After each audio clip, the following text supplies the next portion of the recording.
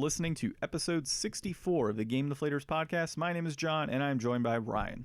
Hey, everybody. Here at the Game Deflators Podcast, we like to talk about games we've recently picked up, games we're currently playing, and we sure play a mean pinball in today's inflation-deflation challenge. A little stress fair. Probably from all the pinball this week. So much pinball. So a little preview into today's inflation-deflation challenge. If you don't skip ahead, we played pinball this whole week. We decided that instead of giving our usual touch with the portable nature of this game, we would extend our playtime and have a little Mount Moon rematch in Pokemon. Yeah, you're stuck in Mount Moon still. We basically took an entire week and played Pokemon Pinball, and we're going to talk about a little later on about how you did versus how I did. I'm going to guess based on our early conversations this week, you definitely outplayed me on this. Yes. But as always, let's talk about our one in the pickups. win. So let's go ahead and talk about our pickups this week. You beat me here, John. I certainly did. I beat a lot of people here. Not really. So yesterday, randomly, before I actually went to go get you for sushi, picked up a PlayStation 3, 22 games, 3 controls, and 2 move controls. Not too bad of a pickup. I got a bunch of DBZ games out of it, actually. So like Raging Blast 1, Raging Blast 2, Budokai 3, I think, was in there. It's just a ton of games. And overall, it was a very good value for what I got. A lot of titles I didn't have. And if you care to see it, you can check it out on our Instagram at The Game Deflators. Facebook, I think I put it on there, at The Game Deflators. And Twitter, I think it's certainly there, at Game Deflators. They can't handle the... Yeah. So those are my pickups. I was pretty stoked about it. I'm assuming you picked up a Game Boy to play our inflation-deflation challenge? I already have a Game Boy. I got an awesome... I mean, physically picking it up. Oh, yeah. Physically, I picked my Game Boy up a lot this week. Okay. It was a good week. Anytime I get to play that Game Boy Micro I bought, I'm always happy. Yeah, straight from Japan. So, other than playing our, game of the week, anything else? So I was playing the Fractured Butthole all week again. That was really good. Still having a ton of fun with that. I'm pretty near the end now. I just got to a point where I have, spoiler alert, gotten all of the powers at my disposal so I can build any type of character I want. And it's cool to see like all the different options that were in the game the whole time that I haven't been taking advantage of. So I just changed some stuff up. I've tried to change my costume up like 2 or 3 times now. But I just made such a killer costume the first time. I really need to share that. I need to figure out how to share from my Switch. You can take pictures on your Switch. Yeah, there's a button, but I just need to hook it up to like our account so that I can post it. Oh, I gotcha. Yeah, that'd be a good idea. I should do that too. Although you might not be able to have multiples, huh? I don't know. I guess we'll figure it out. One of us could take one platform and one of us could take another, I guess. Well, I already got PS4. Okay. So Final Fantasy 12. Anything on that? No. I'm going to finish up Fractured Butthole first, then go to Final Fantasy 12. But I have been thinking about delaying Persona because I had so much fun playing Mario last week that I think I kind of want to pick up a Mario game to play to break up all this RPGing that I've been doing. So I'll finish Fractured Butthole, I'll finish Final Fantasy 12, throw some Mario in, and then I'll try to get to Persona later. I know it's going to take me all freaking year, but it's still only January, so I'm not ready to start right away, even though you're like halfway through Shenmue.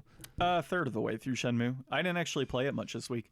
So for my playing of this week, I played Neverwinter Nights with my wife. So we are on Chapter 2 of Neverwinter Nights, having a lot of fun so far, and really enjoying it. It's actually probably further than I've gotten in the past. Mm-hmm. I played that game when it first came out, and I was not as old as I am now.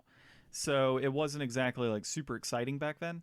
And we'll talk more about it in our D&D episode in a couple weeks. So yeah, for anybody listening now, we're going to have a special episode in a couple weeks. Ryan and I are going to talk about our campaigns and some of the fun things we're doing on that in D&D. Or 3 weeks. Some of our D&D history as well. Yeah, 3 weeks, I think, for that one. So yeah, we're laying it all out. Shenmue, though, it's still, the little bit I played this past week, still clunky as all hell. Its storyline is okay, but the audio just still kills me. The way that the characters speak to one another kills me. I just am not a huge fan. So there's not a lot in this game that's really driving you to want to keep playing it other than the you fact chose that I have it. To. Yeah. So I'm already forward thinking on what I want to play next. I've got about 3 games on my radar right now. Agony being one of them. And I know that game has had terrible reviews. so I'm hoping it's okay. At least better than Shenmue, I hope. God of War, the new one on PS4, or newest one, and Arc Vlad 3 on PS1. So I beat number 1 and 2 years and years and years ago when they like first released it on the PS1, and I never did beat number 3. And it's just a game that I've wanted to tackle for a long time. So I'm going to go ahead and do that at some point this year, whether that's right after Shenmue or if it's, after God of War, Agony, whatever it may be. Those are my kind of 3 games that are on my radar right now that I want to play. There you go. Yep. For all of you out there to game, you probably feel that same pain as us as, what to play next. So at least there's some forward thinking here from both of us. Yeah. All right. I figure that, if I really want to play more games in 2020, I got to plan it out a little bit more. Yeah, probably. And not pick up Cave Blazers again. Yeah, probably not pick up Cave Blazers. So actually, interesting that you mentioned that. I think it was Corpse Flood Gaming, who we follow on Twitter and YouTube and such. So Jason over there, he played, I think it was like 100 games this year that he completed. Oh, wow. It's like insane, dude. But a lot of that was like retro titles and such. So he marked it down like I played this at the arcade. I played this, on NES. Yeah. So he played a lot of retro titles, but his goal was like, I want to try and play as many flipping games as I can. And there was like a 1 month or 2 month period where he was like 20 games away and he was just like slamming through them to hit a goal of like 100. It was absolutely insane. So kudos to him and check him out. And he also does he has a collaboration podcast with Game Tenants, or it's the Game Tenants podcast with Game Grinders. They kind of join together. So check them out. Yeah. News for this week. So there is a new Pokemon-inspired MMO that is supposed to have a full-fledged anime called TemTem. Well, no, they're saying it should. should be a full-fledged anime because it looks gorgeous. Look, that intro video, yeah, you should totally have an anime based on that. Just the intro video alone. Now, I'm going to say I did not like the song. I did not like the song at all. I was not into it. Well, yeah, it was a garbage song. We'll have a link to that video so you can see the intro, but the concept, I think, is still pretty cool. And yes, people are going to slam us because you have not Monster Hunter, but you got Monster Rancher, you have Digimon. Well, but those were competitors with Pokemon. This is basically an iteration of Pokemon. Yeah. Specifically, that's what they like to put out. But it's that genre, it's kind of the same area for all of those in a sense. Like they all share some sort of similarity. TemTem is like pretty much a clone, is how it feels. Yeah. So we've got 2 articles here. This first one is by Patricia Hernandez at Polygon, and they're talking mostly about the intro video because when the game launched, I guess it was hard to get in because new servers on a first day for a project like this, pretty big. So she wasn't able to get in right away and really loved the trailer for it. See, they're already copying the Pokemon Company. Bad servers is what Pokemon Go had. They had bad servers at launch too. You see, Ryan, there's a pattern going on here.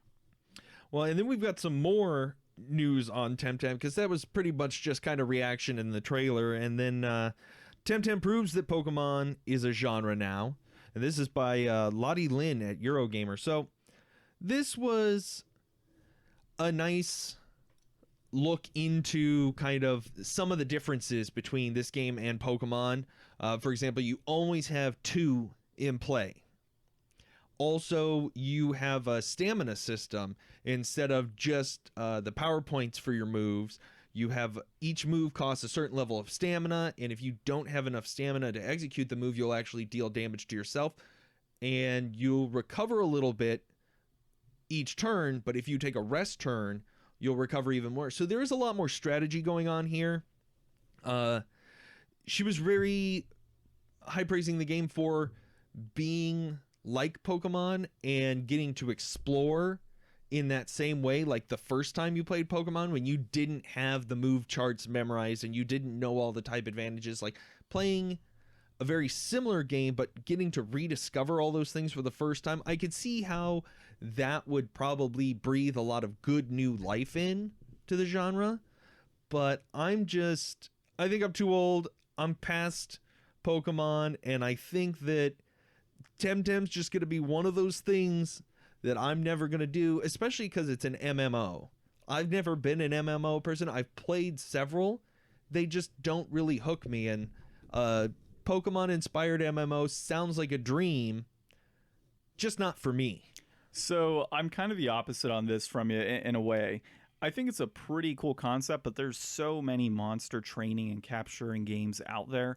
I mean, you've had the Monster Rancher series for years. You've got the Digimon series, and I'm not gonna. I shouldn't throw this in there, but you got like even Yu-Gi-Oh, for example, out there for all these years.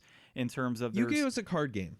Yeah, well, so was Pokemon. It turned into a TV show and then games. What I'm saying is that the monster capacity of it, like the going out and collecting things. It's like a collectathon of monsters or cards, or in this case, it's still cards when you have the TemTems. So there's so many out there that it really doesn't differentiate itself enough. But what I would say is, can you imagine, and you kind of just alluded to it, if there was a Pokemon MMO, like what that would mean for the genre? If they would have done this, a Pokemon MMO, I mean, that's essentially kind of what Pokemon Go is. Yeah, Pokemon Go is kind of an MMO, except for the fact that you can only play with other people locally. I'm saying, like, can you imagine 5-6 years ago, you and I playing Pokemon, and we're going ahead and exploring together all the different areas and capturing Pokemon together and battling other trainers and, like, dual battles? And well, you could do that in Let's Go Eevee and Pikachu. What? The dual battles and such? You can have 2-player mode. Locally, right? Yeah. Yeah, locally. I'm talking about just online. Yeah, it just, I mean, to wander around a Pokemon world and see another trainer sprite walking around, it's not enough to re-interest me. I mean, and I always feel bad. Like, I have a freaking Pikachu keychain on my keys. Like, I love Pokemon, but I feel like I'm always smack talking Pokemon on the podcast. I'm sorry to people out there who are big Poke fans. I'm a big Poke fan. I'm just disinterested in it and everything around it right now, except for this week's inflation deflation challenge. Exactly. And you've told everybody what we're doing, and it'll be in a preview anyways, so it'll be ruined way in advance. No, but I mean, really, if there was a Pokemon MMO, I would be more inclined to play that than just playing a local game by myself or hooking up online to do just a general battle or trading Pokemon with people. Like, that doesn't seem like fun. This seems like fun. Being able to create your character, collect everything, do your battles, and have like that MMO experience. I think that's something Pokemon had been missing for years, and if they would have done that a long time ago, can you imagine where the Pokemon brand would be right now? Now, I could see it being interesting if you came out with like an art style to match all of the existing Pokemon games together and come up with like an MMO that has all of the known Pokemon regions and almost turn it into moving forward into its own, MMO franchise, kind of like and then you could even have like exclusives that are in that particular game. Yeah, I mean, that would be, that would definitely be a huge step forward for them, but I just like, dude, it's still not my cup of tea. It's fine for other people. Like, you could have missions with people that are, stealing Pokemon in the area, or Team Rocket, tons of different things. New enemies have come up. There's so much you could do with the material that they have with Pokemon to create its own MMO. And I feel like that's a huge missed opportunity. And now you've got, some other random thing coming through TemTem that might capitalize on like that thing that they should have been doing. And it takes, even if, like you were saying, the genre seems fairly flooded with other, games, maybe you need something like this to really become a competitor in a different way, and more of a direct competitor in that way, to make them finally push forward. Because if they're not going to do it and somebody else is, if Game Freak has to play catch up and they have to reinvent the wheel and to stay relevant, that's a good thing for us in the long run. Yeah, it's true. I mean, that is how you create innovation. With Pokemon being where it has been all of these years, somebody to push them into a different direction that possibly might happen with this. Let's go into our next bit of news. Let's skip down to number 4 real quick, because I think we could tie that in a little bit here too. Sure. Yeah, we totally do that. Speaking of Game Freak and pushing things forward and inventing the wheel again, we've got a little bit of news. PS4 treated to a new game from Pokemon developers as Nintendo Switch exclusive moves. This is from Gary Jones at express.co.uk. And So, I say skip it. Not big news. Don't get excited. Don't worry listen about to it. Ryan. I will talk about this one. He's not excited whatsoever. So I think this is a big shift in the right direction for Game Freak. And really what this is showing is that they're not going to stay under the thumb of Nintendo. And if you haven't figured it out now, we're talking about Little Town Hero. So it will be going to PS4. That was recently announced per this article. And while it isn't a major exclusive that they've had for years like the Pokemon brand, and Game Freak has done this in the past with They have a couple other games that are on some other platforms. Yeah, they do have a few things out there on different platforms, but for the most part, they've been working on Pokemon and now Little Town Hero for years. So what it's showing is that Game Freak is, I hope, branching out in the next generation of games and realizing we just can't put all of our games on Nintendo's console. And a lot of other companies have done that over the years. And while being a Sony fanboy myself, have been frustrated to see some exclusives that I've had on the PlayStation go to other consoles. I guess timed exclusives or game franchises that I thought were always going to be on PlayStation. It's really interesting to see a Nintendo company kind of go in. They've been contracted for the Pokemon games and such, but seeing them kind of jump out and brought into other consoles this late in the game of their, history is really interesting. So I think it's just a cash grab. I think that, I was really let down by that game, and I think a lot of people were, and I think a lot of, especially Pokemon fans, felt that this is part of the suffering of Sword and Shield. But, if you really were dying to try this game and you don't have a Switch, GameFly it, rent it, borrow it from a friend. It's digital only. Oh, it's going to be digital only? It's always been digital Yeah, only. that's true.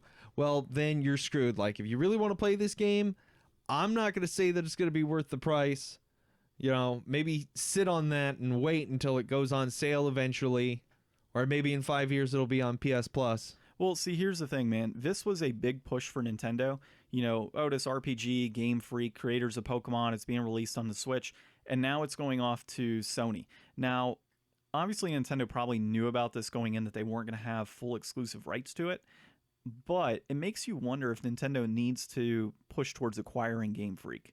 I don't know of many acquisitions they've done in the past, but they've already seen Rare, go away and get acquired. What happens if Sony purchases Game Freak all of a sudden? Or developers from that team? What do you do in that case? So I really would be interested to see what kind of play Nintendo makes based on this alone. No comment? I don't know. I don't really see it as being on the table for them. I think that just because they're making a port assumes a lot. I think that that's a little bit of lax in exclusivity because the game probably didn't perform as well as they wanted. I think it's more of a money grab situation where it's like, well, not a lot of people really dug this, but there's probably some people who couldn't play it on Switch that would still buy it. And it's probably the cheapest way to get that additional revenue, because they're not going to be, like, unless they want to start a whole nother game and work on that and sell that multi-platform, that's really the only other way they're going to get money from non-Nintendo people is by porting something. And that's probably the only thing they really had available to do that with, because they would never do it with any of the other titles that they have. Well, I mean, here's the thing to consider on that. Yeah, pushing it off the PS4 is definitely going to be a cash grab on the fact of, Game Freak doing it. But for Nintendo, that hurts from a brand standpoint. You had this game in Little Town Hero. You could only play it on a Nintendo Switch. And everybody now who bought it on Switch already probably... I know, but I'm saying from a brand perspective, you could only play that game on that console. And now all of a sudden, one of your biggest developers from your most beloved franchises that you have on your console is now porting it over to the PlayStation, which is your biggest competitor. Well, and to tie in, it might not even be necessary for them to have to worry about that, because they're already going to be getting TemTem on PS4 and Xbox. Yeah, it's supposed to be coming to consoles in 2021.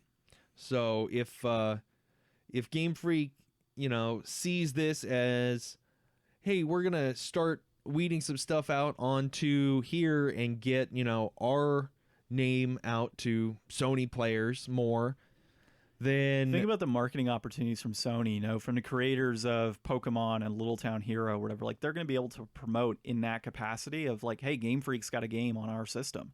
That looks bad for Nintendo to have that. I don't know that they would like advertise it that way. I don't think this game is going to get. I think this is probably the only news we're going to see about this. I don't think that we're going to see a large enough advertising budget for Sony to really capitalize on that in the way you're talking about. Calling it now. Game Freak is going to develop more games for other consoles, and I really do think Nintendo is going to acquire them at some point in time. All right, we'll see. All right.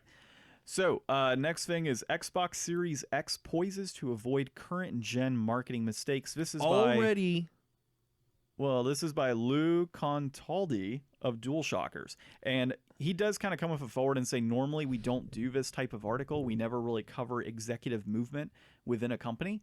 But this is actually pretty important for him. But already, this is what I wrote. Before even reading the article, no. They don't. It's called the Xbox Series X.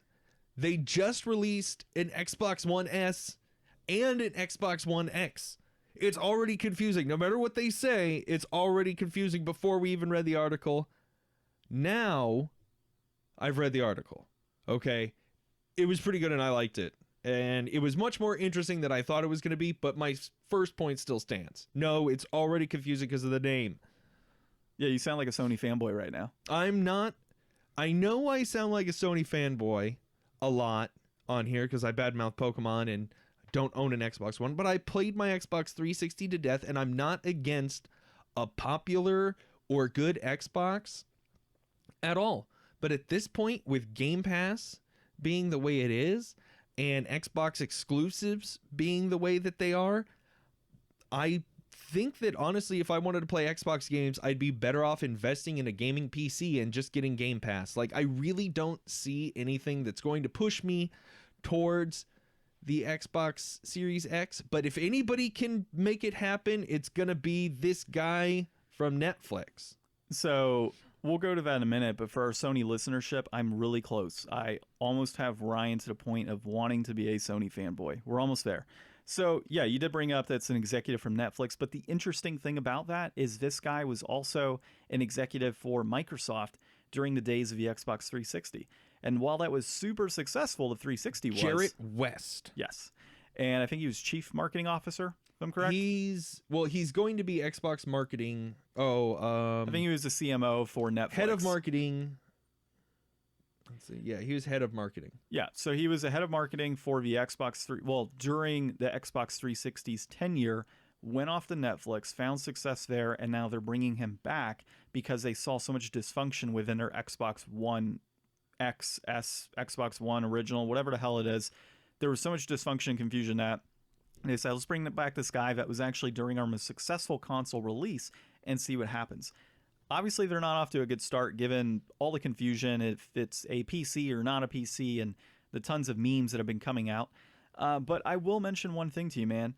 Despite the fact that this guy's coming in and he's supposed to change the marketing and change the look on this, Microsoft still hasn't won a console generation, regardless, against Sony. You can look back to Xbox 360 and PS3 and say, oh, well, Microsoft beat the crap out of Sony in the US. Well, from a global sales perspective, the PS3 actually ended up outpacing the 360 and outselling it in general. No, but I mean, it did create like a really strong place second competitor that... It did, yeah. I think buried the GameCube. Well, the GameCube was buried from the start with its little tiny discs and its lack of ability to play any sort of media whatsoever other than those little discs. Mm-hmm. Kind of like, the Wii. I mean, the Wii at least had Netflix. The Wii sold like gangbusters. Nobody could compete with the Wii. That was such a fad. I mean, it was what, $250 compared to the next consoles at like $350 or $400. See, and that's one thing that they're kind of touting in this article, saying that they are thinking that the let's see, where was that part? Well, I will continue through the awkward silence of Ryan looking through. So, as a Sony fanboy, self-proclaimed, I will have to say, Ryan, that I do think that the PlayStation 5 is going to take this next generation. Oh, of course. It doesn't matter who you bring in. There was a recent study, actually, that was done that was about brand loyalty. And it had Sony as, out of the big three companies, Sony was the biggest, from a brand loyalty perspective. They had the largest portion or percentage of that. I think it was 40%, like Microsoft's 31, and Nintendo's 30% on that article. I'll try to link that as well in our podcast. But that right there tells you, like, the market is kind of already fragmented to where it needs to be, right? Nintendo, they have the Switch. They've sold, 50 million, 55 million consoles so far in its lifetime. And Sony's already eclipsed over 107 million. I mean, people that got that taste of PS4 and that bad taste of Xbox One X and Xbox One, why would they go to Series X that is already potentially going to be more expensive than a PS5? And you're not going to have exclusives for at least a year. And whether those exclusives will be worth the admission price. Yeah, and so on top of that, Sony already has, in that same exact study, it was like 1/3 of consumers wanted to buy a PlayStation 5 or were interested, and it was like 1/4 of consumers were interested in the Xbox Series X. Well, and I find it odd. Like, I know that we're still all kind of sitting back and waiting to hear all the final stuff on the PS5, and that's coming. And I know we know so much about the Xbox One or Series X, but one thing they haven't said at all, as far as I've seen, like, I don't know that there's any plans for really integrating any kind of VR. And we know that PlayStation 5, once we find out more about it, we're definitely going to find out more about PSVR 2. Like, there's going to be a huge point in time past the launch of the PS5 when we're also going to get, like, the next generation of home console VR, which, I mean, if it's anything to be expected from the power of these new machines, is going to be able to provide a much, much greater level of home experience without having to buy a $2,000 computer to tie into. Yeah, so the more expensive, Series X, if it's not going to use that power in that way at all, you're kind of double dipping with Sony, and I could see it being the more reliable investment for somebody who wants to get into VR and also wants killer exclusive games, because those are going to probably be games that you're not going to see on PC and Steam and other VR locations. Well, and that's one of the main reasons I've been picking up so many PlayStation 4 VR games as of late. Anytime I can get my hands on a title that's, kind of uncommon and you don't see it too often, I've been picking them up, because who knows what Sony's releasing. If Sony does go VR2 and we've seen, like, the specs of, like, a wireless headset and everything else, which is awesome. If they go that route and the PS5 is 100% backwards compatible at that point, I'm going to be so happy. I've already got my games laid out. I've got games that'll probably not even have digital releases at that point. Mm-hmm. It's going to be flipping sweet. Xbox, we don't really know what's going on with them.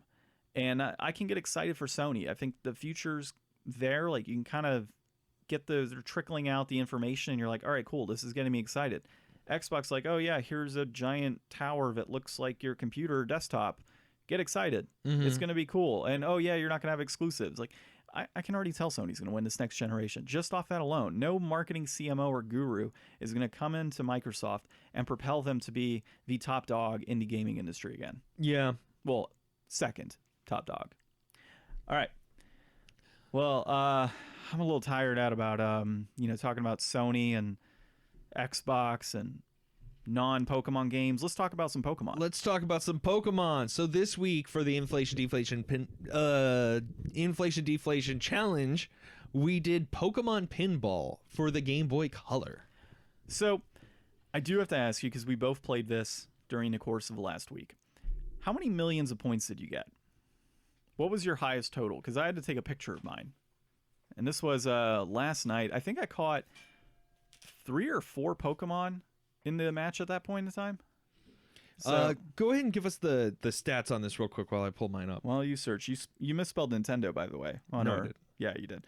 Okay, so Pokemon Pinball. It was on the Game Boy Color. Had a reception of about 87 out of 100. It was released in June of 1999. So a nice prime year there before all of our computers went haywire. Complete in box, this game is going for $33.47. Peaked back in June of 2019 at $36.17 and looks to be trending upwards. And then we've got loose copies floating around there for $8.39 a pop, with a peak at $10.23 back in February of 2018. And it also looks like it's going up a little bit. So kind of trending on that upwards area. And, you know, we've got it listed here as a buy now. Ryan, did you find your score? Do we have any designers on here? Published by Nintendo? No designers? No, it didn't have anything listed. Oh, interesting. Where do you get your info? Wiki? Yeah. Oh, so Wikipedia, folks. I don't know how to find my... Do you remember what you had? Did you? It's like 163 million. Damn it. Yeah, so I got... And I caught 15 Pokemon. Yeah, so I caught like 7 or 8 Pokemon during the week. I only played it like 3 or 4 days. Yeah, I And only in very played limited probably capacity. like... I might have played like 4 or 5 hours of the game. So I said that, you know, for a loose 839, pick this up. Like, this is a fantastic game in my opinion. It's perfect for like having with you when you only have a few minutes, you know, to play a game. It's a fun little version of pinball. Trying to get the hang of it is tricky, but it feels good once you do. So yeah, for me, I was, you know, I had my 2 thumbs actually on the B and A buttons to be able to do much, and then I had like the knuckle part of my thumb was set up against the D-pad, so I could rumble. You know, obviously I was playing on a Game Boy Advance SP, so I had that, you know, ability to do that. I would say it was a lot of fun in the little time I played. So the D-pad acted as your tilt. So if anything was kind of occurring where you had the ball sitting on like just a tippy top of one of those lanes up above, you can kind of shift it right or left to fall into the lane you wanted and get like, you could trigger multipliers and such, as you know. I would assume you know. Yeah. So I had a lot of fun with the overall controls of this. I was a little underwhelmed with the fact that it was only 2 boards, red and blue. That was a little underwhelming. I really do wish there were more boards, but I do understand that given the time that this was released, there's a reason that there was only 2 boards, because you only had red and blue. This was a pretty quick turnaround game for them from red and blue to get released, and it was the first like side. No, Pokemon trading card game I think came out. Oh, did that come out before this? I want to say it was around the same time frame. We could look that up while you talk. So I think that it's a fantastic diversion. I played this game a lot when I was a kid. I had it. I think that the Rumble feature was a fun innovation. I know most people don't wind up using the Rumble feature for long periods of time because it kind of gets annoying after a while. But I think that trying to, you know, introduce kids to pinball through Pokemon is a cool experience. Like, you know, when I was young, it was probably one of my first experiences with pinball. I'm not great at pinball by any means, but I do like to play whenever I'm at an arcade. I'll hit the pinball up for a little while because I love the aesthetics of the boards. I love the, you know, all the lights and all the different, you know, themes that they have for different pinballs. And I think that Pokemon Pinball works really good. I mean, I can see a lot of other franchises probably not being as adaptable. Like, Pokemon's done so many different genres because of its marketability and how appealing the Pokemon are, especially the first generation. Like, this was a smash hit. I think this was definitely, for me, deflated. Nice. So yeah, just to answer our question before, Pokemon trading card game came out in December of 1998. We could play that at some point too. And this one came out 6 months later, obviously. So they were really just kind of honing in on the fact that Pokemon being as big as it was when we were kids. Getting that mass appeal out. Yeah, I mean, I remember friends being of mine assaulted by Pokemon as children. Yeah, I mean, I remember like backdoor trading of Pokemon cards at school. So I mean, it was crazy during that period of time. So really, a lot of kids aren't gonna. I mean, they do have Pokemon nowadays in schools, but not the same. It's not the same. It was a point. phenomenon. Yeah, exactly. So like, what everybody experienced with Pokemon Go and all the fun there, if you hadn't played Pokemon back when, you know, in the early 90s or late 90s, yeah, there was nothing like it, at least at that point in time. And basically, the trading card game, 98, I remember a lot of friends playing that. I don't remember as many friends playing the pinball game for some reason, but I can say that I truly missed out not playing that game years ago. I felt it was a lot of fun. It was underwhelming with the 2 boards, but it did have me engaged. Last night, my run up to 129 million, I was like so stoked, like hitting the tilt and everything, got my Meowth, went to the special Meowth level, Yeah. and was getting the extra coins. To what is it? EX. I forget what that was. I guess experience. Yeah. So it's like gaining experience to get more boosts. Those are for like leveling. I didn't level anything up. Did you level anything up? I leveled several things up. Yeah. Okay. Yeah. So I never got the difficult. level up. I caught more things. Yeah. So the level up was kind of difficult. You had to. I didn't really understand the full You have to basis. get the ball to go around the left-hand side of the board 3 times, and then shoot it into the Ditto on the red board, or shoot it into the Slowpoke Yeah. on the blue board. Did you ever at any point get your pinball or really Pokeball into the Starmie? Starmie? Yeah, there was a Starmie on I think it was the blue board. Mm-mm. So you had a Slowpoke at the top. You had, or no, maybe it was the Bellsprout one, the red one. Yeah. So you had the Bellsprout curve That's a up. Ditto that goes up You the had left a Ditto side. on the top left, but you had a Starmie poking out on the bottom left. Oh, I think that was just a bumper. Oh, is that what it was? Yeah, I don't think it was a hole. I think it was just a bumper. I was like, why can I not get in that damn thing? But yeah, dude, it was pretty fun. And like I said, I caught about 7 or 8 Pokemon roughly. I think it was a Meowth, an Onix, caught a Nidorina, Bellsprout, Ekans, and then there was like 2 more, I think, that were tied in on that. Mm-hmm. And it was pretty cool. So I would say I'm right there with you, man. This is probably deflated. If you found this for like $10, you wouldn't really be doing yourself a disservice. You could definitely pick this up and play it. And the high scores are so ridiculous that you're going to even want to like touch the top 5. You have to break 100 million to get even to number 5, and then I think the top spot is 600 million or something. I think in mine it's 500 million. 500 million. Yeah. Okay. And the only unfortunate thing is I'm playing a copy that I picked up secondhand. Mm-hmm. So my version, like the guy, like the 6th or 5th place is like 175 million. Yeah. So you didn't even. I couldn't even couldn't crack even it crack into that because it was already done. I'm like, damn it, man. So, and what sucks is that I got 129 million on the blue board, which was great if I was on the red board, because red board the total is the red board's harder. Well, yeah, it is, but the red board had like 115 million on it, and if I would have gotten that amount, obviously I would have cracked top 5. You would have at least. Yeah, so I couldn't even crack. I on just the blue feel board. like the way the Voltorbs are positioned is much harder to get to than the Shelders, because you have that arrow that just shoots you up on the blue board into them, which makes like catching way easier. Like I definitely caught way more stuff on the blue board, but actually the red board's the only one that I caught 3 and moved on to the Meowth on. Oh, really? Well, the blue board's where I moved on to the Meowth, and that was actually really cool. I think at one point I had like a 5 times multiplier going on, and then I leveled up a Pokemon in the process, so I got a ton of points. Did you ever get a Master Ball? I I only got an Ultra Ball. did. I get a Master once. Ball? I think I only got an Ultra Ball. I don't believe I got a Master Ball. So I'm gonna have to keep playing it to try and get a Master Ball. Yeah, no, it was a pretty sick game. I actually enjoyed it a lot. So definitely play it if you're out there, and I think you'll have a great time with it. Yeah. Wow, we blazed through this episode, dude.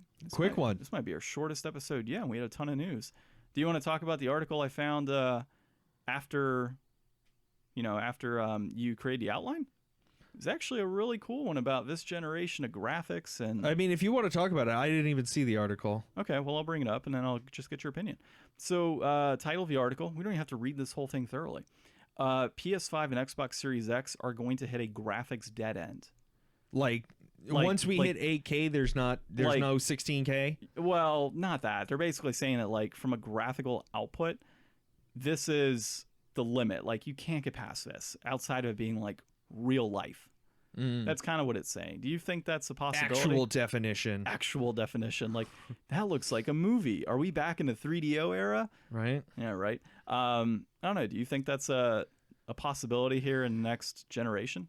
I mean, I think that this generation could be the last generation of consoles for a lot of reasons. I think that moving forward, graphics are already so not that important to me for my taste in gaming. And like, I mean, we've seen I don't it know. with I the think indie people games. will always try to do better. Well, yeah, I mean, we've seen it with the indie games in the last several years. There's tons and tons of successful indie titles that have come out, and I've enjoyed the vast majority of them.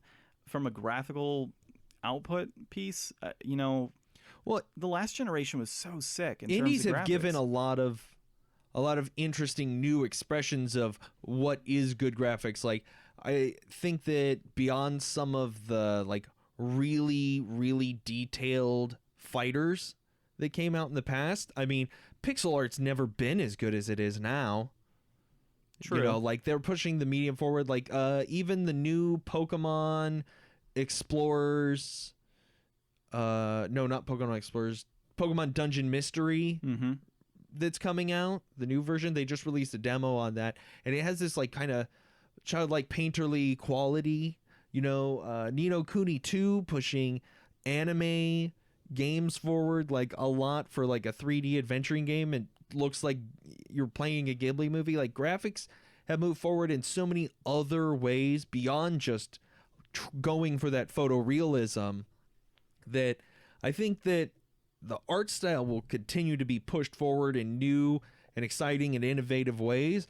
But, you know, maybe whatever Kojima does next is going to be the best looking, most photorealistic, like it's just actors in a game like in Death Stranding, and it'll be the top that's going to be. But I don't think that it'll ever stop moving forward, because that's what these people are there to do. You know, they're there to follow their passions and drive and innovate. Yeah, and when you kind of consider that, even looking at some of these most recent next-gen games, they're still, I feel like they can continue to push it forward. Like, you're going to have even higher quality games that come out in the next decade. Like, we saw that with the PlayStation 3 and the PlayStation 4. Like, the initial releases on those consoles, while beautiful and while very nice from a photorealistic standpoint, the boundaries continue to get pushed game after game after game late in the console's life cycle as things develop. And I really think that we'll see that further with the PlayStation 5 and Xbox Series X. But I don't think that's the end of it. You have such powerful gaming PCs out there that are coming out every single year. I really think that the boundaries will continue to get pushed even past this generation. Yeah. So, all right. Well, we can end the episode there, man. Anything that we want to play next week, console-wise? I mean, we can kind of come back to it and figure things out. We just did a handheld, so I'm kind of feeling retro title, man. We haven't done like an NES or SNES title in a while, I think. Yeah, let's find something good on NES. Yeah, I just picked up like 20 games like a month ago on NES or SNES, so I think we got a good chunk to choose from. All right, well, this has been episode 64 of the Game Deflators Podcast. We're changing stuff up this week. My name's John.